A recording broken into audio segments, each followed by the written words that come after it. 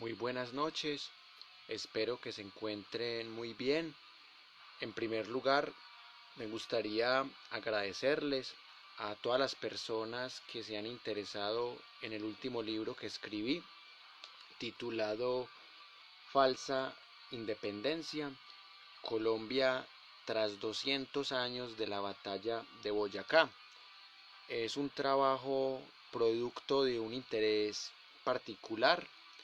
Es un libro que intenta ser novedoso en algunos aspectos temáticos y argumentativos y que está respaldado no solamente en fuentes secundarias, sino en fuentes primarias.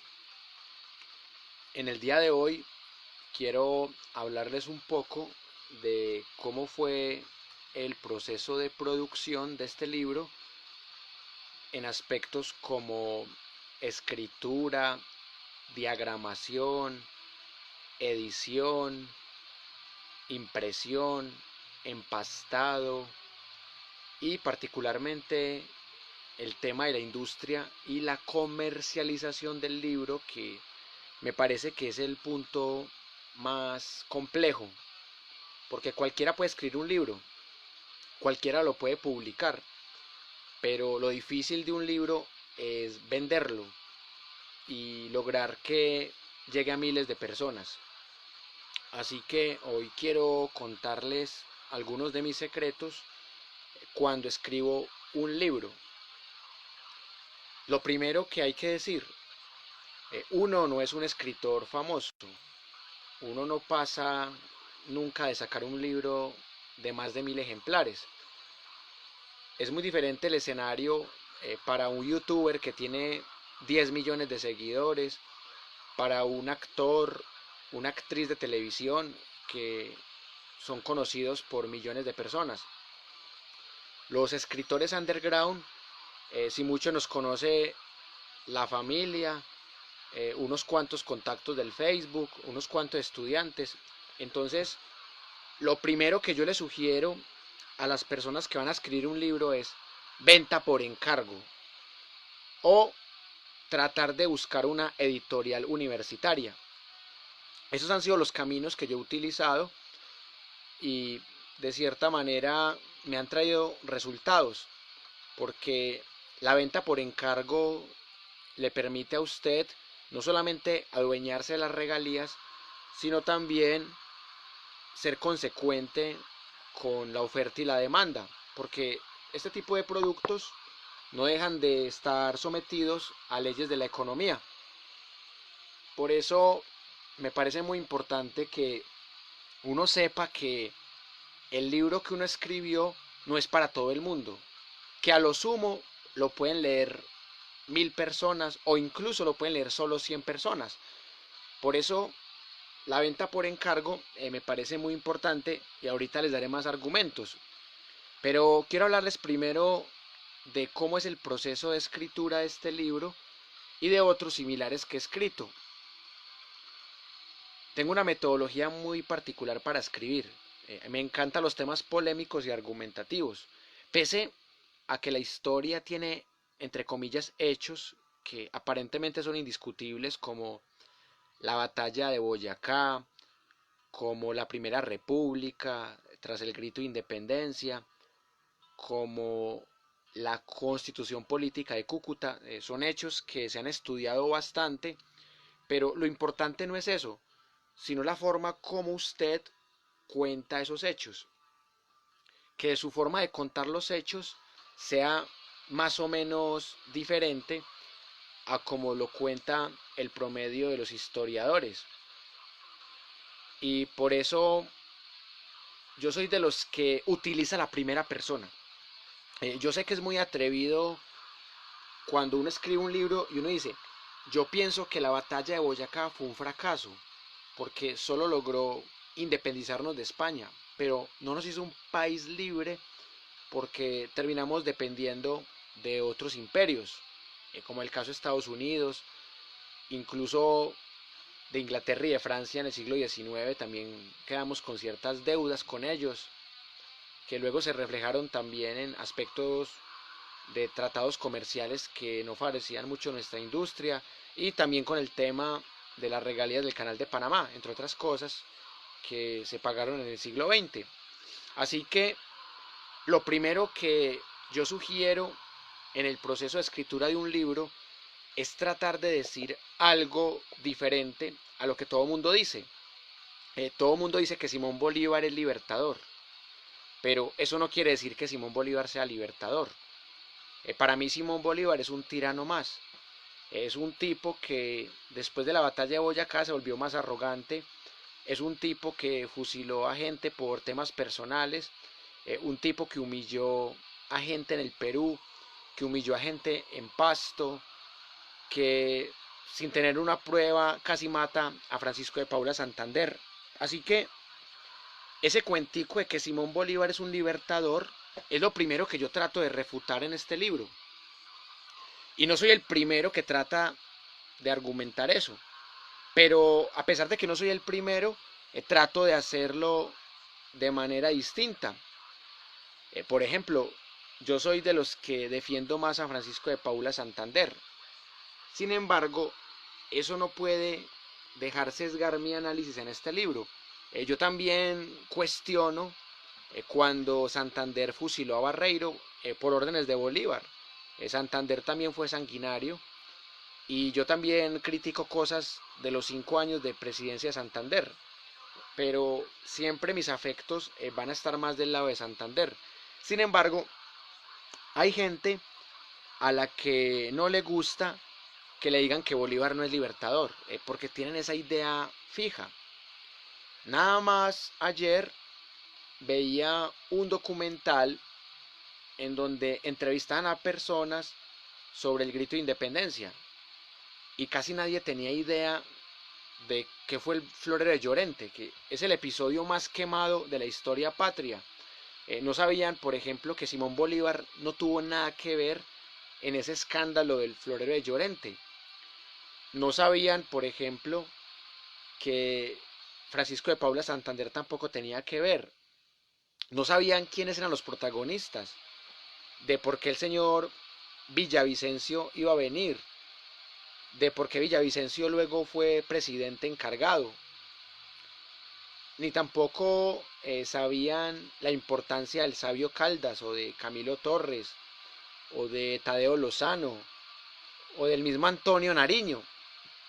Entonces, si eso, que es el hecho más quemado en nuestras escuelas, no lo conocemos, ¿qué podríamos pensar de otros hechos más complejos?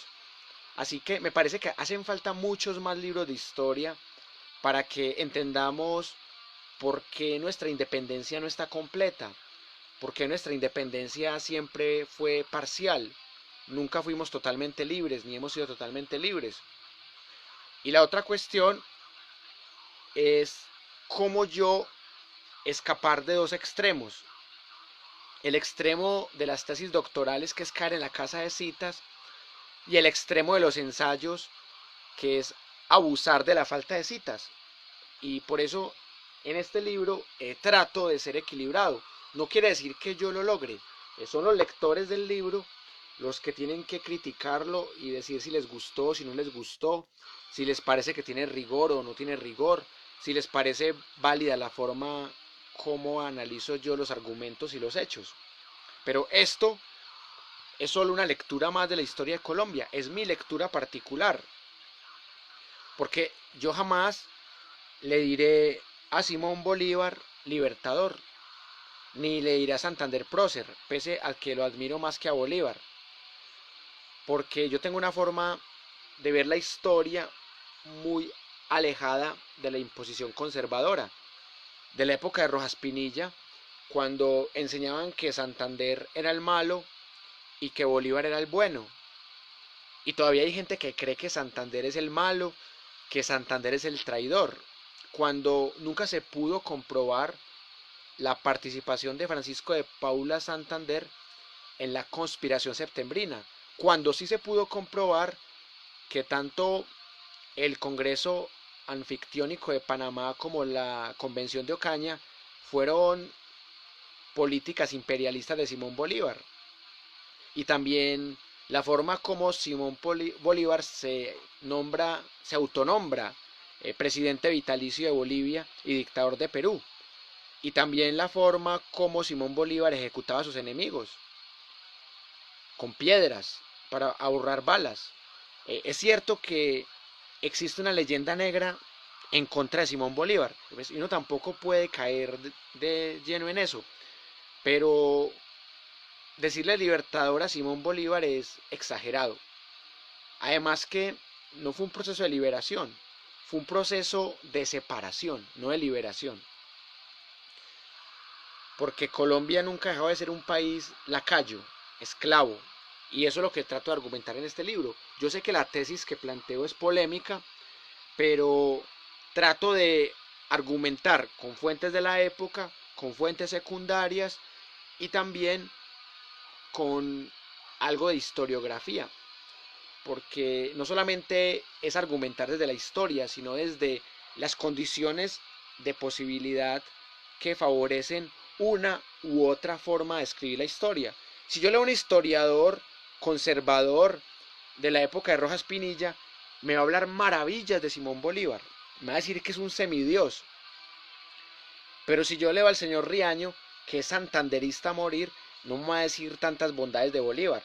Me va a decir sus pecados en el Perú, sus pecados en Pasto, la forma tan vil como traicionó a su maestro Francisco de Miranda y lo entregó a los españoles, lo hipócrita que era con el tema centralismo-federalismo. Entonces, ¿yo por qué opto por hacer este texto? Porque me cansé de escuchar, no solamente de leer Simón Bolívar el libertador, el héroe, el prócer. Realmente no, era un hombre de élite, era un envidioso que quería ser como los españoles. Y la envidia lo indujo a pelear, solo la envidia y el gusto particular de sobresalir. Porque Bolívar militarmente tampoco era la gran cosa. Bolívar huyó cobardemente en varias batallas. Y los defensores de Bolívar dicen que no, que huyó estratégicamente. Porque si el que huye es Santander, Santander es cobarde.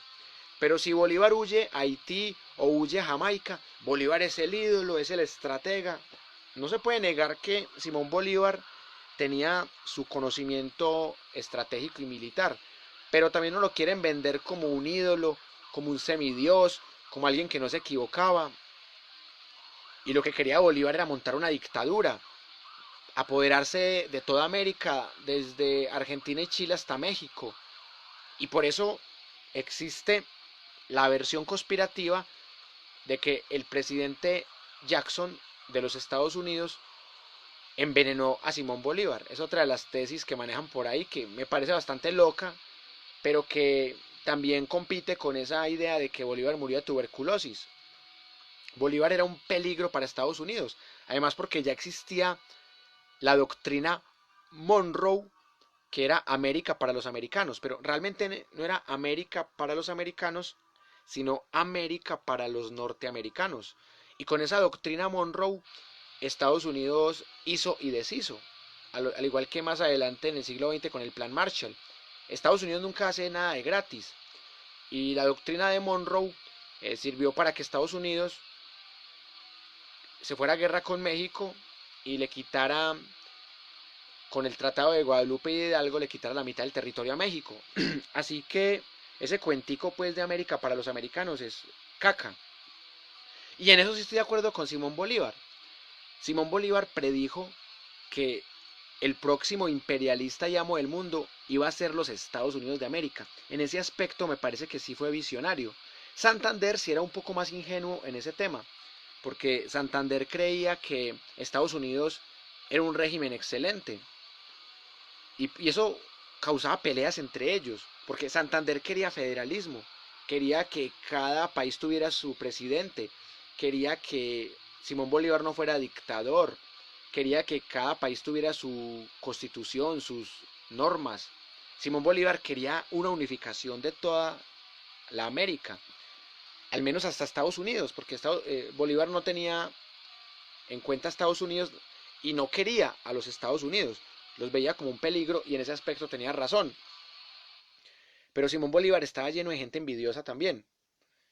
gente como Urdaneta, como Páez, como Carujo, o sea, que eran puros envidiosos y que todos terminaron siendo conspiradores septembrinos para matar a Bolívar. Y el malo de la película terminó siendo Santander. Entonces, lo que yo hago en este libro es tratar de mostrar que Bolívar no es libertador y que Santander no es traidor. Contrario a lo que hace el filósofo de Envigado, el maestro Fernando González, que nos trata de mostrar que Bolívar es el bueno y Santander es el malo. Yo no trato de mostrar que Santander es el bueno y Bolívar es el malo. Lo que trato de mostrar en este libro es Santander es menos malo que Bolívar y Santander fue mejor presidente que Bolívar. Santander aportó más a la educación estatal y pública que Bolívar. Santander fue menos tirano con los opositores que Bolívar. Santander fue menos arrogante que Bolívar. Santander fue más inteligente, no solo porque sabía más de leyes, sino que fue más prudente que Bolívar. Y por eso uno de los presidentes buenos que tuvo Colombia fue Francisco de Paula Santander entre 1832 y 1837. Esa es la primera intención del libro, tratar de refutar esa idealización injustificada por Simón Bolívar. La segunda tesis que trato de sostener en el libro tiene que ver ya con el tema específicamente de la posición política que uno asume cuando uno escribe la historia de determinada forma. Y a mí me pueden tildar de santanderista cuando lean este libro, pero no me importa, porque sí me inclino más por Santander que por Bolívar. Pero yo trato de basarme en diferentes fuentes, porque hay historiadores como Fernando González, pues que ni siquiera eran historiadores, eran filósofos que solamente citaban las fuentes que hablaban bien de Bolívar y solamente citaban las fuentes que hablan bien de Santander. Yo acá en este libro cito referencias que hablan bien de Bolívar y que hablan mal de Bolívar, referencias que hablan bien de Santander y mal de Santander. Igual pasa con Antonio Nariño, con Sucre, con José María Córdoba, con Salvador Córdoba, con Obando, con Márquez, con todos los personajes que fueron importantes en esta época y sobre todo pues hasta la presidencia de Santander, porque ahí hay un corte cuando se empieza a formar la guerra de los supremos. En el libro no hablo nada de la guerra de los supremos, ni tampoco hablo mucho de la patria boba. De la patria boba digo lo básico, porque no es el objeto de estudio. Ni tampoco hablo tanto de las invasiones napoleónicas, ni tampoco hablo de la rebelión de los comuneros, ni de la injerencia de la Revolución Francesa en independencia. Sí hablo cositas, pero muy generales. El centro mío es el por qué la batalla de Boyacá es el hecho histórico más importante de nuestra historia. Porque Colombia no existía. Incluso de 1821 para abajo Colombia no existía. Existía Nueva Granada, el reino sometido a España de Nueva Granada.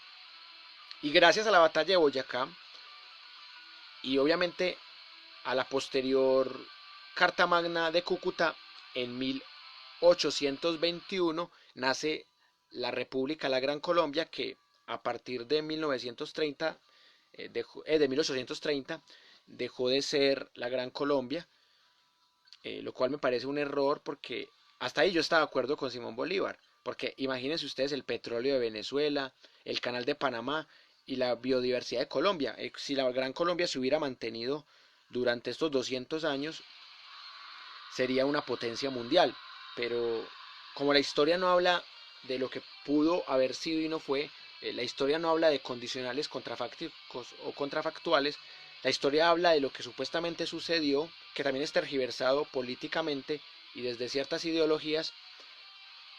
Hay que hablar de lo que pasó, que nos separamos de España, sí, pero tuvimos 8 guerras civiles más, que con la guerra civil de la Patria Boba sumaron 9 guerras civiles, 8 guerras civiles más y guerras que dieron cartas magnas porque no pudimos llegar por las buenas a abolir la esclavitud, no pudimos llegar por las buenas a respetar la libertad de cultos, ni mucho menos el voto femenino que se tardó hasta el gobierno de Rojas Pinilla.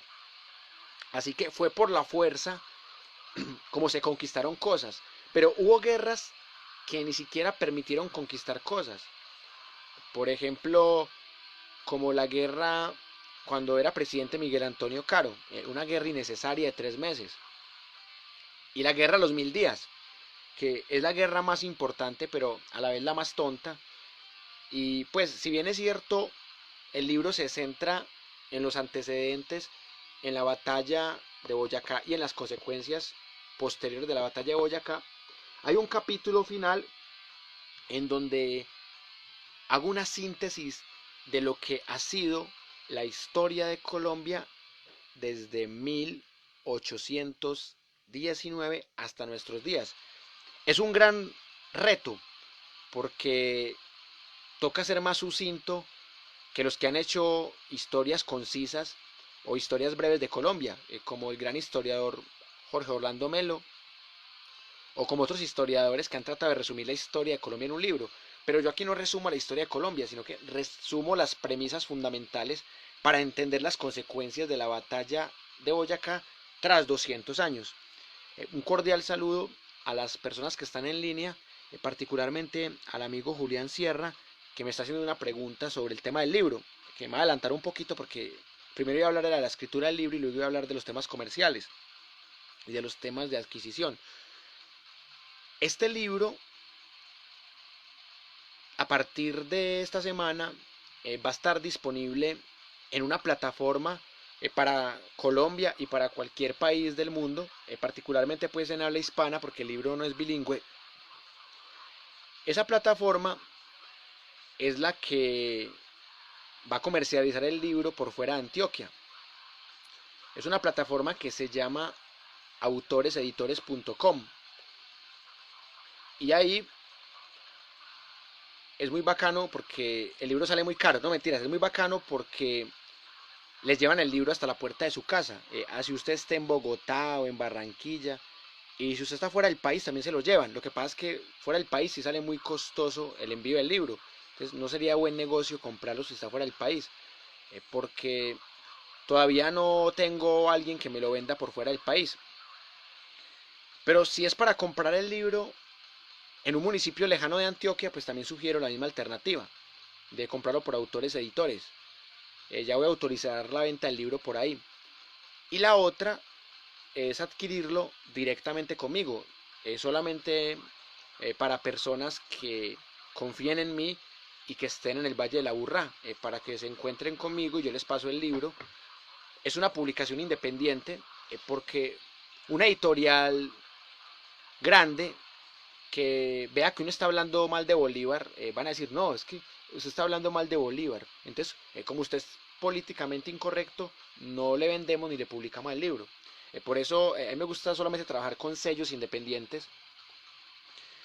El único libro pues en el que he participado, bueno, hay 2 libros en los que he participado, en los que no he trabajado con sellos independientes, como el libro de Medellín escrita por sus jóvenes 2017, que fue producto del proyecto Altavoz Literatura.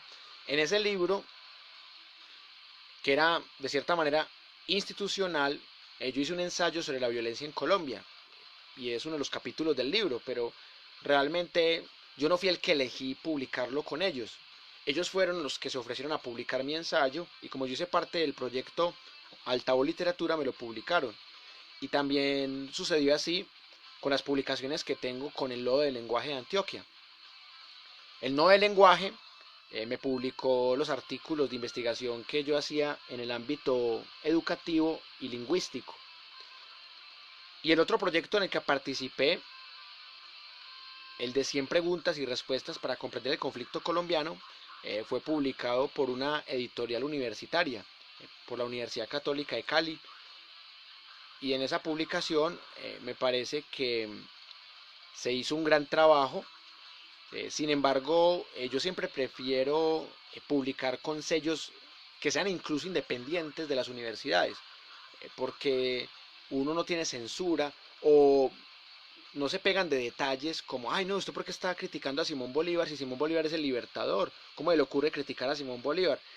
A mí no me gusta que se me metan con el contenido del libro, por eso yo soy muy celoso, pero si se trata de compartir el libro en una editorial de esas, en donde las regalías se las llevan ellos, yo prefiero sacar el libro con sellos independientes de venta por encargo, como Autores Editores, como JSZ Ediciones, que son sellos en donde respetan la autonomía intelectual del autor, en donde no le imponen un sistema de pensamiento al autor.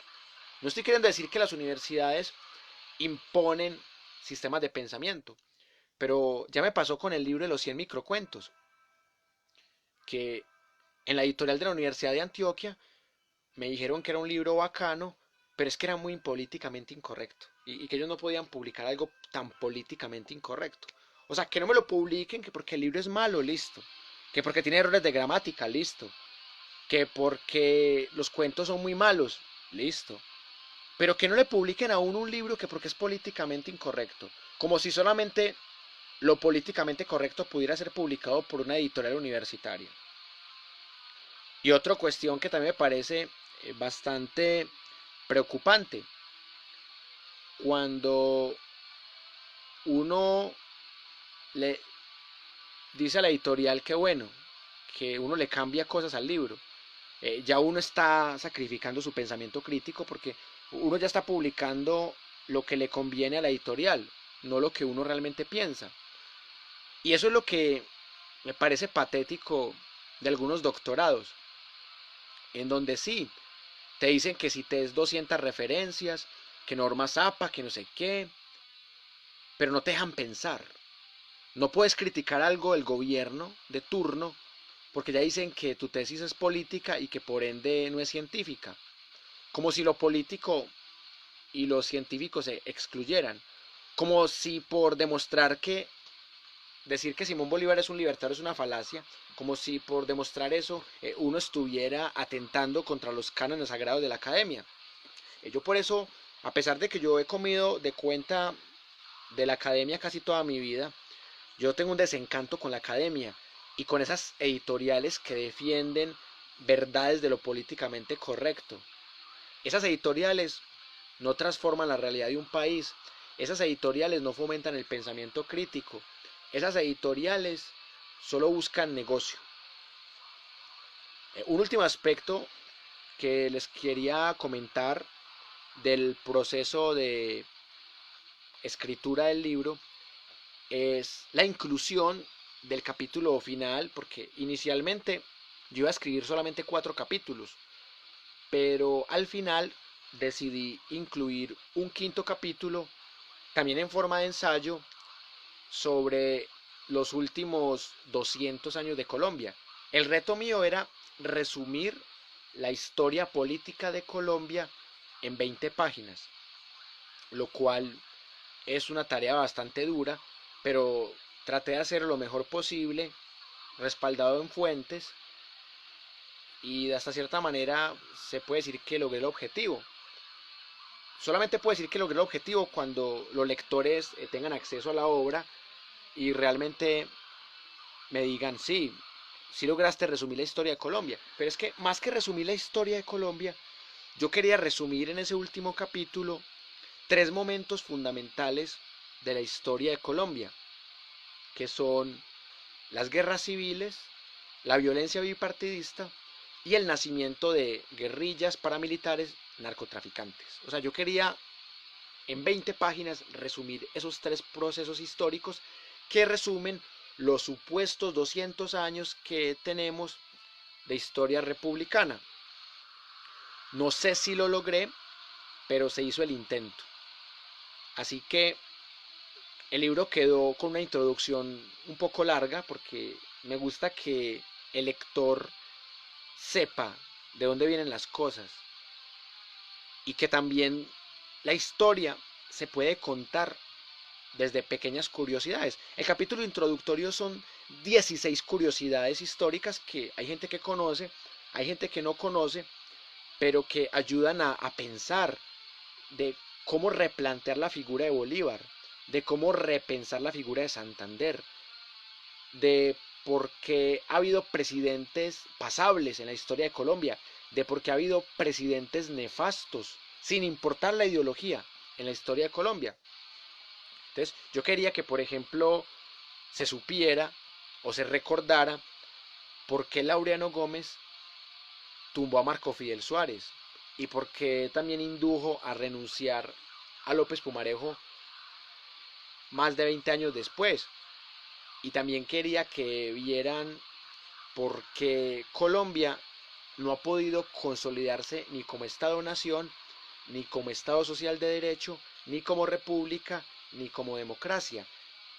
Y para eso había que argumentar lo principal de las guerras civiles, lo principal de la pequeña violencia antes de Enrique Olaya Herrera, lo principal de la violencia con mayúscula después de la muerte de Gaitán y, en última instancia, estas dinámicas de los últimos 65 años del conflicto, con el tema de guerrillas, paramilitares, narcos y bandas criminales, y obviamente el papel del Estado en torno a estos actores armados del conflicto. Así que ese capítulo lo veo más como una conclusión, así como el capítulo de las curiosidades es una forma de atrapar al lector. Este capítulo número 5 del libro es una forma de despedir al lector resumiéndole en 20 páginas lo que ha pasado en los últimos 200 años en Colombia. Es bastante atrevido de mi parte haber hecho ese capítulo así, pero yo siempre he creído que la escritura es para atrevidos, para osados. Yo no voy a repetir lo mismo que ya dijo Jorge Orlando Melo, Álvaro Tirado Mejía, Malcolm Diz. Yo quiero repetir otra cosa distinta, que salga, así sea de la repetición de otros, pero también de la interpretación que yo hago de los hechos. Yo no soy nadie en la historia, pero sí trato de ser independiente. Y no me gusta esa historia recitada, con norma zapa, políticamente correcta. Me gusta la historia transgresora, la que te induce a pensar en el desvío. Como diría Michel Foucault, no la historia que narra hechos, verdades o instituciones, sino la historia que te muestra las desviaciones, las contingencias, los azares, las relaciones de poder que están tácitas. Esa es la historia que me gusta a mí. En ese aspecto soy muy Foucaultiano. Y por eso este pequeño libro de 5 capítulos es solo un borrador de mi forma de ver la historia de Colombia y también de mis conclusiones de por qué no somos independientes, que sí, no voy a negar que nos separamos de España, pero que seguimos dependiendo de otros actores internacionales, particularmente de Estados Unidos y de los bancos mundiales. Esa es una tesis que parece una verdad de perogrullo, pero es la forma como yo trato de narrar en el libro esa percepción mía de la regeneración, de la Carta Magna de Río Negro, de la Guerra de los 1000 días y obviamente la pérdida de Panamá, la masacre de las bananeras, la muerte de Gaitán, el nacimiento de grupos como los pájaros, los chulavitas, los aplanadores, los antichusmeros, los bandoleros, el nacimiento de las guerrillas que inicialmente eran liberales y luego fueron guerrillas marxistas-leninistas o guerrillas maoístas o guerrillas del ELN o guevaristas. Y esa fue mi intención en ese último capítulo. Y no va a dejar de ser mi interpretación, pero yo trato de fundamentarla. Y por eso en la contraportada del libro digo una frase que me parece que sintetiza toda la obra y es: la historia casi siempre la cuentan los ganadores. No obstante, los colombianos, sin gran poder político, porque el solo hecho de que seamos profesores y que 5000 personas hayan pasado por nuestras aulas nos da un poder político que es el poder del conocimiento. No obstante, los colombianos sin gran poder político tenemos la posibilidad de pensar la historia de la conquista española, por ejemplo, de la independencia supuesta tras la batalla de Boyacá, desde fuentes críticas que vayan más allá de una ideología, de sesgos cognitivos, de epopeyas, como las que narra Pablo Victoria cuando habla de la historia de la conquista, de la sátira, como lo hace Fernando Vallejo, o el vituperio, que también lo hace Fernando Vallejo, el encomio, que es lo que cuenta la historia patria de héroes y de villanos, o que también esa historia de civilizadores y de salvajes, en donde muestran al español como el civilizador y al colombiano como salvaje, o viceversa. Esa historia en donde tratan de mostrar que el salvaje es el bueno y que siempre el civilizador es el malo. Es escapar de esa historia maniqueísta. El punto número 2 que quería compartirles hoy ya tiene que ver con un proceso más mecánico, pero que también tiene su interés. Es la forma como yo edito los libros. Yo no pago por corrector de estilo porque yo confío en mi autocorrección. Es decir, yo no es que sea el más experto en lengua materna o en gramática, pero si yo estoy concentrado en el texto, yo sé que no le falta una sola tilde y que la puntuación la pongo tal cual como dicen las normas de la Real Academia Española. En ese aspecto sí soy ortodoxo, sí soy políticamente correcto y aburrido, pero a mí me encanta un texto con excelente puntuación, con buenas tildes bien puestecitas. Me gusta un texto con buenos conectores, un texto en el que no se repitan tantas palabras y conceptos que no sean tan básicos, un texto que sea ágil, que no sea muy ladrilludo, que tenga también por ahí su sarcasmo, que no sea plano o totalmente político y correcto. Me gusta el texto que también juega, que pone analogías, que une cosas que no estaban unidas. Por ejemplo, hablar de cómo fue el proceso en Venezuela, en Ecuador y en Colombia desde una perspectiva Foucaultiana o desde una perspectiva de Walter Benjamin, como se hace en el capítulo número 1, de cómo pensar la historia de Colombia desde Walter Benjamin, algo que no es tan común. No quiero decir que yo soy el único que lo ha hecho, pero no es muy común que uno aplique a alguien que murió en un campo nazi de concentración, que plantó una filosofía y planteó una historiografía, aplicarlo al caso colombiano. Entonces, son cosas que yo decidí hacerlas así y que no me arrepiento. Así que en el proceso de edición yo soy muy cuidadoso y yo también comparto letras con compañeros y compañeras que saben de edición, pero yo soy el que tomo las decisiones de cómo edito el libro. A mí una editorial no me va a imponer cómo editar un libro.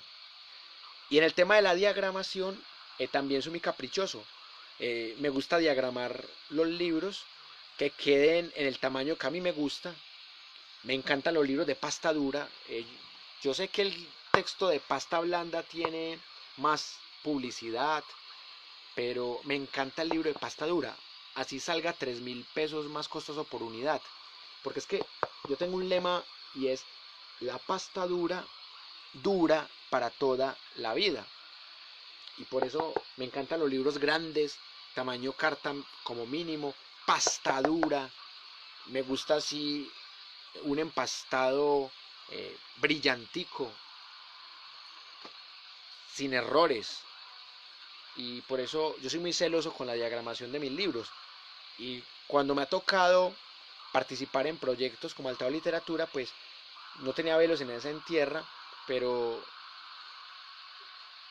yo no he publicado un libro de pasta blanda. O sea, yo creo que solamente he publicado un libro en pasta blanda de los inéditos que tengo yo, que se llama Guerreros del Odio, pero fue como por experimentar. Pero realmente yo siempre trato de que los libros sean pasta dura, que sean grandes, que tengan letra grande, porque yo detesto los libros con letra pequeña. Entonces me gusta con letra bonita, con letra grande. Me gusta que el paginado se vea derechito. Me gusta que el empastado sea perfecto, que sea bien cocido, o sea, que el lomo quede bien cocido, que no se zafe con nada, que no hay nada más patético que un libro desechable de pasta blanda, bien costoso y que se descosa.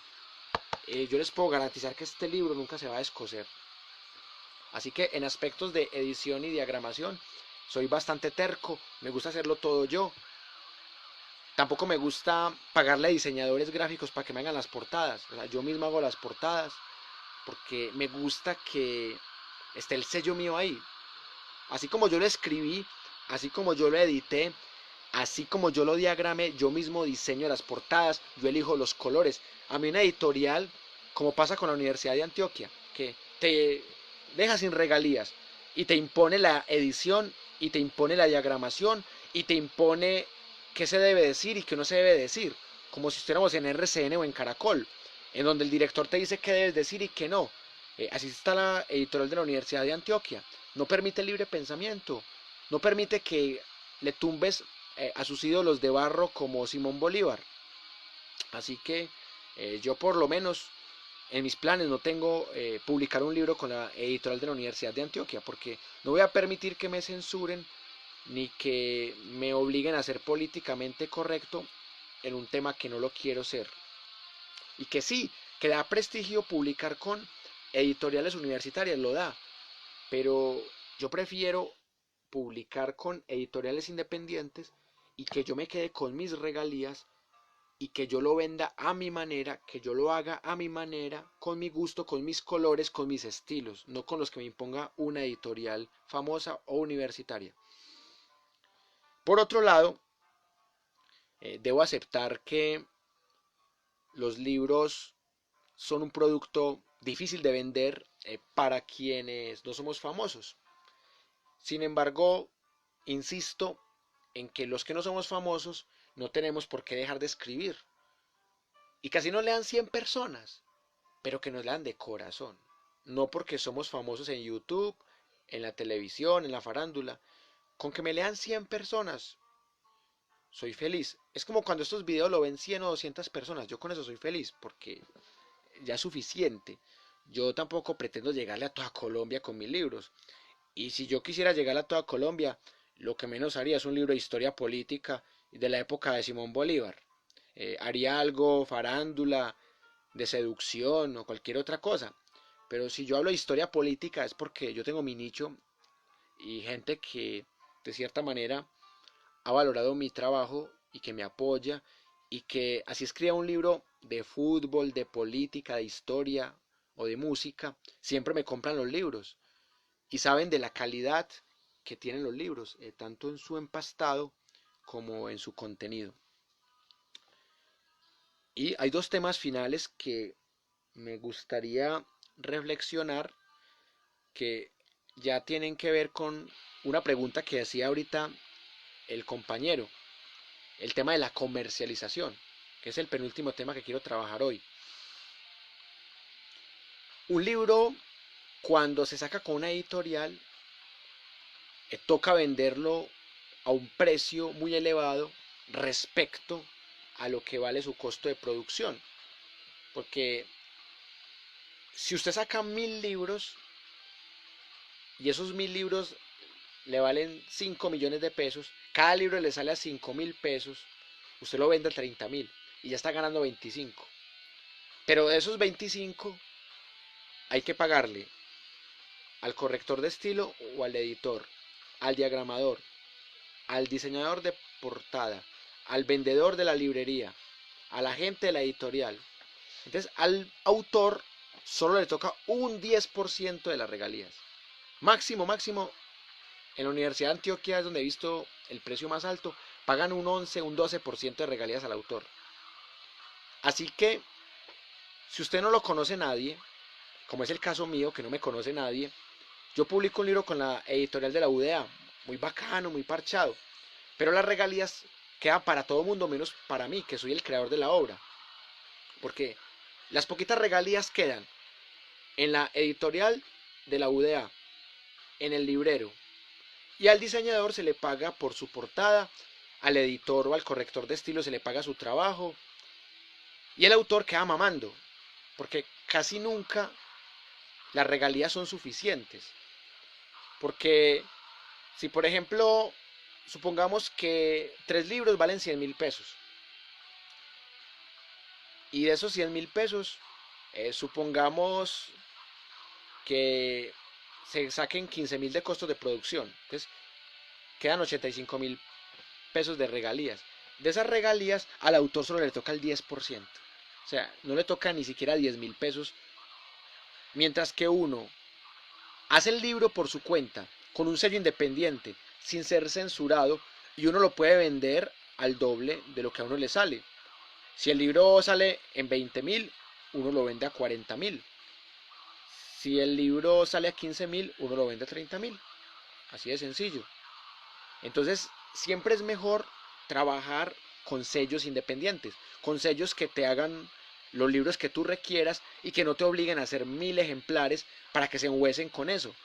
Porque no nos digamos mentiras, uno no es un youtuber famoso y uno no es un actor de cine para vender más de 5000 copias de un libro. Uno a lo sumo venderá 100, 200 libros, a lo sumo. Entonces, uno para qué va a sacar 1000 libros si uno solamente puede vender 100.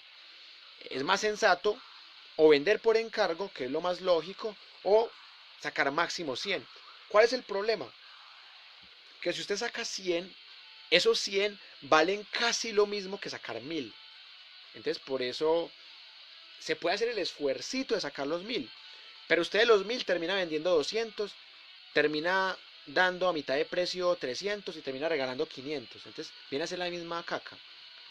Por eso yo soy defensor de la editorial libre, del sello independiente, de vender por encargo. Libro hecho, libro vendido. Con todas las garantías, con pasta dura. Porque otra cosa que me molesta es que en esas editoriales, por ahorrar plata, te hacen el libro en el material más malo, con pasta blanda y una pasta pésima, y cosido de una manera paupérrima, que se les pegan, hay libros que se les despegan las hojas, como esos libros de la editorial Bedut. Algunos libros que uno tiene por ahí de editoriales que son carísimas, pero la calidad es mala, como la editorial que publica los libros de Charles Bukowski, una editorial que los libros son de 40.000 para arriba y son perversos, son pequeños, pasta blanda, con un papel delicado, se le arrancan las hojas y uno cree que es papel higiénico y a uno le da ganas de limpiarse el culo con esas hojas. Yo prefiero el libro clásico, el pasta dura, el fino, papel fotográfico, papel propalcote, papel opalina, o sea, un papel fino que realmente sea un honor y que sea difícil dañar el libro, o por lo menos un papel ecológico, que sea un papel como el Airpack o el caña de azúcar. El papel bond no, sino uno que sea 100% ecológico, también para ser sanos y sostenibles en el manejo del medio ambiente. Esos son los libros que me gustan a mí. Yo si veo que un libro no tiene papel ecológico, yo no lo compro. Y no me da ganas ni de leerlo. Y un último punto, pues que también tiene que ver con este, que es el tema más preocupante, es la industria del libro y su futuro. Yo sinceramente me sorprendo cada vez que en septiembre se hace la fiesta del libro y la cultura en el Jardín Botánico. Me sorprendo porque todavía hay gente que compra libros, así sea por moda o por lo que sea. ¿Qué tal que no fuera así? Quebrarían librerías y editoriales. En la generación de los millennials, primera y segunda generación, todavía la gente consume mucho libro.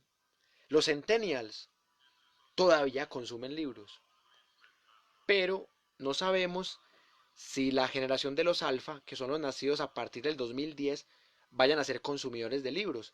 Así que la industria del libro corre peligro, no solo por PDFs, por YouTube, porque la gente casi no lee, sino porque las generaciones son más perezosas y hay más entretenimiento, o como dirían por ahí, más embrutecimiento. Entonces a la gente le va a pesar dar 30.000 por un libro, o sea, un libro de pasta dura, un libro fino, con papel propalcote, a color, un libro de lujo, la gente le va a pesar comprarlo, porque la gente cree que todo vale menos de 10.000 pesos. Uno le dice a la gente que el libro vale 40.000 y no lo compran que porque está muy caro. Pero si es para comprar licor u otras cosas, sí tienen. O sea que la industria del libro ha sobrevivido a los embates de esta nueva sociedad y es gracias a las fiestas del libro. Pero, ¿qué pasa cuando las nuevas generaciones crezcan y ya no existan los viejitos que todavía tenemos ese fetiche por lo impreso? Cuando todo sea digital. Y esa es la sociedad que le va a tocar a nuestros hijos y a nuestros nietos. Una sociedad poco lectora de libros, muy lectora de YouTube, de blogs, de Facebook, de Instagram, de Twitter. Va a ser una sociedad muy digital, la sociedad de nuestros niños, que nacieron del 2010 para arriba. Así que yo todavía puedo medio vender estos libros, pero de aquí a unos 20 o 30 años puede que esto solamente sirva para limpiarse el culo y que solamente sea material de reciclaje. Por eso yo todavía disfruto cuando en septiembre veo que la gente sale con bolsas gigantes con más de 10 libros. Eso me parece muy bonito porque yo no sé si la gente los lea o no, pero por lo menos hay gente que todavía los colecciona, los valora, los paga por el precio que estos libros merecen. Porque fabricar un libro es un proceso excesivamente complejo y es poco rentable, la verdad. Porque usted le mete conocimiento, tiempo. Si usted no tiene para pagar editor, usted mismo lo tiene que editar. Si usted no tiene para pagarle a un diseñador, usted mismo lo tiene que diagramar, usted mismo le tiene que diseñar la portada. Si usted no está con una editorial importante, usted mismo lo tiene que comercializar. Así que es mucho esfuerzo por muy poco dinero. Incluso a veces es mucho esfuerzo por cero dinero. Porque a uno lo que más lo llena es que lo lean. Así sea 10 personas o 100, pero que lo lean a uno, que lo critiquen, que lo refuten, pero que lo lean. Porque eso como que les sube la dopamina a uno, que lo lean. Así como cuando a uno le gusta que lo escuchen. Por eso cuando uno hace un libro, uno lo hace por ego también. Pero como decía Adam Smith, el egoísmo es la causa de la riqueza de las naciones. Entonces, el egoísmo de que uno quiera que lo lean hace que uno le deje este producto a la humanidad. Y uno se muere y así el producto sea bueno o sea malo, el producto queda. Así sea como reciclaje, pero queda. Entonces, eso es lo bonito, que uno pueda leer gente que murió hace 100, hace 200, hace 500 años. Y en ese aspecto, yo soy de los defensores de los formatos físicos, tanto en música como en libros. Yo soy defensor de las revistas impresas, de los libros impresos, de los vinilos, de los discos compactos, de las cintas magnetofónicas o cassettes, porque yo soy de esa generación de los 80, de los 90. Una generación que todavía valora mucho lo físico. Lo físico cuando se habla pues de libros y de música. Por eso yo no sé sinceramente esta sociedad nueva si va a ser muy lectora o no, pero hay que valorar el trabajo que hacen, por ejemplo, en las escuelas, en las universidades, de no dejar que el libro muera. Así se va obligando a la gente a leer para parciales, pero son las escuelas y las universidades las que han evitado que el libro muera y que las editoriales sobrevivan, que los autores así no ganen un peso, pero que difundan sus obras, sus ideas.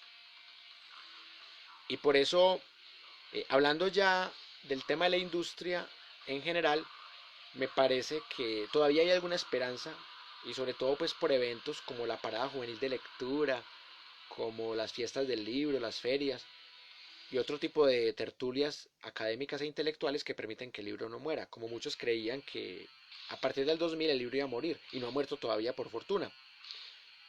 Un último aspecto que quisiera reflexionar hoy para acabar este video es el tema de los derechos de autor. Lo primero que usted debe hacer cuando escribe un libro es registrarlo en la página oficial de la Dirección Nacional de Derechos de Autor. Porque si usted no registra su obra, se la roban. No estoy diciendo que una editorial o alguien se la va a robar, pero es mejor prevenir. Toda obra, antes de pasarla a una editorial, hay que registrar derechos de autor. Así sea pues que usted comparta derechos de autor con algunas editoriales. Que yo no tengo problema con compartir derechos de autor con las editoriales, desde que ellas me respeten también mi derecho de autor. Es una función al fin y al cabo y hay que aprovechar la legislación. Y hay mucha gente que le gusta robar obras. Por eso es que a veces uno no es muy de mandar los libros en formato digital. Porque uno podría regalarlos en formato digital. Porque al fin y al cabo pues ya está escrita la obra y no hay que gastar ni en papel, ni en tinta, ni en impresiones, ni en pastas, ni en otros procesos del libro físico. Esa es otra gran tendencia a que el libro digital se masifique más. Pero yo soy de los que yo no disfruto casi leer un libro digital. O sea, yo lo leo por la última, porque ya físico no se encuentre, porque sea un libro muy escaso. Es más, yo prefiero escucharlo en audiolibro que leerlo digital. Me parece aburridorcísimo leer un libro digital. Yo soy amante de abrirlo, así, abrirlo, que se vea, hijo de madre, de, de olerlo, hasta de volarme la paja con él, pero que sea todo un proceso antiguo de leer esa contraportada, de tocarle la pasta y que esa pasta dure y que suene así. Me encanta ese proceso. Así que es muy importante los derechos de autor. Hay un tema pues que me parece bastante polémico de si el libro debe llevar ISBN o no. Pues a mí me parece que si usted quiere venderlo a nivel de todo el mundo, sí es importante que tenga código de barras e ISBN. Pero si usted solamente lo va a vender en Colombia y usted lo saca de manera independiente y usted lo vende por encargo, me parece un despilfarro de dinero comprarle el ISBN. Pero bueno, pues, eso también depende del gusto de cada quien y la proyección. Yo no escribo para sobrevivir de esto, yo escribo porque me apasiona y porque me gusta compartir. Si se vende bien, si no se vende también, porque igual vendo por encargo, así que no tengo problema. Ya aprendí muchas lecciones de otros pasados procesos editoriales, así que no tengo ya miedos, ya sé cómo se mueve la industria, ya sé cómo se mueve la economía del libro, ya sé con quién puedo hacer negocios y con quién no, ya sé quiénes son los mercaderes del libro que no me convienen, ya sé quiénes sí me convienen. Uno aprende los errores. En conclusión, escribir un libro no es tan difícil. Lo difícil es venderlo. Lo difícil es volverse una marca. Lo difícil es volverse una tendencia y que lo citen a uno. Eso es lo difícil. Cualquier persona puede escribir un libro, hasta por dictado de voz o hasta copiando y pegando, así sea que se lo robe y lo parafrasee. Cualquier persona puede escribir un libro, pero lo difícil es ganarse un lugar en un campo discursivo, ser respetado, ser citado, pero tampoco debe ser una obsesión, porque uno también escribe para sí mismo. Uno no solamente escribe para vender o para quedar bien con los demás. Lo principal es uno sentirse bien con lo que uno escribe. Como les dije ahora, así lo lea uno 2 o 3 personas, o así lo lean a uno 10 personas, o 100 personas, pero que estas letras que uno escribió queden ahí y que muevan algún sistema de pensamiento en la otra persona, que cambie algo de la vida de esa persona con solo una lectura. Así que hago una invitación para que se animen a escribir. Si quieren asesoría de cómo se diagrama, de cómo se edita, de cómo se usa la tinta o de cómo se usa un tipo de papel que sea ecológico y sano con el medio ambiente, de cómo se comercializa, de cómo evitar que una editorial nos robe, de cómo evitar que nos roben los derechos de autor, de cómo hacer para que el libro se venda en la medida de las posibilidades de nuestra fama, de cómo hacer para que el libro se venda a buen precio, que no sea tampoco muy caro, pero tampoco que sea una pérdida de dinero, porque uno tampoco va a perder dinero. Todo ese tipo de cosas yo las puedo compartir con ustedes. De hecho, voy a hacer un video con todo el proceso editorial. Hoy solamente quería hablarles del libro de Falsa Independencia, de mostrarles cómo quedó, que el libro quedó muy bonito, que pasta dura, un libro con un papel muy fino, con letra grandecita, con un buen paginado, un libro que pretende llegarle a algunas personas. Yo no pretendo pues ser famoso, pero sí quiero que este libro lo tengan personas que lo valoren y que esté bien fundamentado y que realmente sirva de algo, así sea para que la gente limpie el culo con él, ¿cierto? Un saludo muy especial a las personas que están en línea y particularmente al amigo Jorge Echeverry que me acabó de saludar. Sí, esto es un esfuerzo, es un sueño, es hacer lo que a uno le gusta y punto. No importa si se vende o no se vende, lo que importa es ya el producto hecho, sentirlo, olfatearlo, compartirlo, tertuliarlo, llevarlo para las clases que uno da. Eso es lo que importa. El libro solo se va vendiendo sin que uno se esfuerce mucho, porque todavía hay gente que valora el conocimiento histórico, todavía hay gente que valora el libro impreso, todavía hay gente que no le da pereza leer un libro completo. Un saludo también muy especial para el amigo Víctor Daniel Jaramillo, que también está en línea y me hace una pregunta sobre la apreciación. Pues realmente el libro apenas lo mostré hoy a 3 estudiantes que se arrimaron y me dijeron que se los mostrara.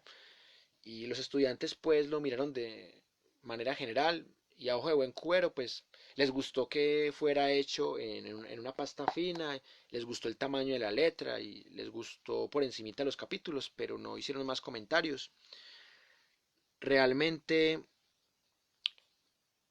yo traté de hacerlo lo mejor posible y no descarto la posibilidad de hacerle una segunda edición, porque uno siempre sabe que cualquier argumento, cualquier tesis o cualquier hecho puede ser ampliado y mejorado y uno va leyendo fuentes nuevas y uno va encontrando nuevas explicaciones. Por ejemplo, yo comparo estos ensayos que publiqué en este libro con los ensayos que yo hacía hace 10 años en mi época de estudiante y es increíble todo lo que uno aprende.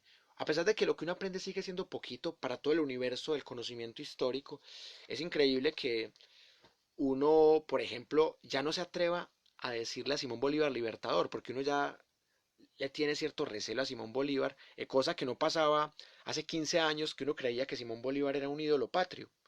Entonces, uno va reformulando tesis, va mejorando su gramática, va mejorando su uso de conectores y también el manejo de proposiciones. Entonces sería muy bonito en 10 años, si uno está vivo todavía, hacer otro libro y compararlo con este. Y uno decir, ve, mi escritura maduró en este aspecto, empeoró en este otro aspecto, porque uno también puede empeorar. Así que es un proceso muy bonito el de escribir, porque yo siempre le digo a los que me preguntan, o a estudiantes, o a gente, ¿cómo hago yo para publicar un libro? Es que el problema no es publicarlo, porque existe la autopublicación, existen sellos independientes que apoyan a los autores como nosotros que no nos conoce nadie. El problema no es publicarlo, cualquiera lo puede publicar y con bajo costo. El problema es venderlo y convertirse en marca y en tendencia. Ahí está la clave. Si usted logra volverse marca, y yo les ponía a mis estudiantes, y con esto termino, el ejemplo de Luisa Fernanda W, que esta chica fue estudiante mía en Uniminuto, en este momento es una famosa youtuber de la farándula colombiana, esta chica pues tiene más de 11 millones de seguidores, y ella publicó un libro con Random House, una editorial que tiene prestigio. Y mucha gente la trata mal, que porque canta, que porque escribe, pero a esa gente que la trata mal, yo les digo una cosa muy sencilla. A usted puede que no le guste la forma como ella canta, puede que no le guste la forma como ella escribe, puede que a usted no le guste que ella sea tan famosa y que hablen tanto de ella, pero ella logró algo que muchos que llevamos años escribiendo no hemos podido lograr. Ella logró convertirse en una marca. ¿Por qué? Porque tiene 11 millones de seguidores entre Instagram y YouTube. Tiene 11 millones de seguidores. Así que si ella saca un libro con Random House, ese libro lo compran más de 5.000 personas. Porque imposible pues que de 11 millones no haya 5.000 que le compren un libro. Ella vende esos libros cagada de la risa. Ella tiene mercado. Por ejemplo, los intelectuales son muy de ridiculizar a los autores de psicología de la superación, de ridiculizar hasta uno ha caído en esa trampa, de ridiculizar a Pablo Coelho, de ridiculizar a Carlos Cuauhtémoc, a Walter Rizzo y realmente puede que la obra de ellos no sea muy académica, ni muy intelectual, ni muy profunda, pero esos tipos han logrado algo que los underground no hemos podido lograr, convertirse en una marca, sacar 10.000 copias y venderla a las 10.000. A mí me ha tocado ver cómo sacan un libro, 1.000 ejemplares, y venden apenas 200. Y los otros 800 los tienen que vender por cualquier baratija o regalarlos en las paradas juveniles de lectura. Un saludo muy especial para Jena o Jena Ruiz, ¿cómo se pronuncia? ¿Jena o Jena? Un saludo muy especial, gracias por estar atenta y llegaste un poco tarde, pero voy a grabar el video en el muro para que lo veas en la repetición. Entonces, uno puede criticar al que sea, que porque escribe mal, que porque escribe bien, que porque es muy farándula, pero tienen algo público. Y el mayor reto no es escribirlo. ¿Sabe por qué? Porque si usted es futbolista y no sabe escribir, pero tiene plata, usted le paga a un editor, como hizo Víctor Hugo Aristizábal, que le pagó a Ramón Pinilla, y hacer su autobiografía. Y el editor sabe de gramática, sabe de conectores, tiene un equipo de diagramación, de edición, de impresión. Entonces, o sea, si usted tiene dinero, usted puede pagar para que le escriban el libro, puede pagar para que le editen el libro, puede pagar para que le impriman 10.000 copias del libro. Si usted tiene dinero, usted puede ser escritor sin necesidad de escribir. Pero los que no tenemos dinero, los que nos toca publicar con sellos independientes, los que nos toca hacer libros artesanales, somos los que tenemos que aprender de ellos, de cómo volvernos una marca, de cómo volver rentable este apasionamiento por escribir. Y por eso mismo, esa era la conclusión que les quería dejar. No se desanimen, empiecen desde abajo, no importa que los lean 10 o 100 personas, pero ahí de a poco se van dando a conocer.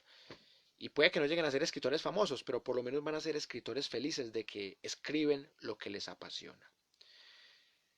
Muchas gracias por su atención. A la gente que llegó tarde, pues les cuento que voy a grabar el video en el muro para que lo puedan ver en la repetición y vean cómo fue el proceso de escritura, de comercialización y cómo veo yo a futuro esto. Voy a seguir siendo eventos y viajes por el oriente antioqueño, entre otras cosas, para seguir promocionando el libro. Muchas gracias por su atención y les deseo una feliz noche. Hasta pronto.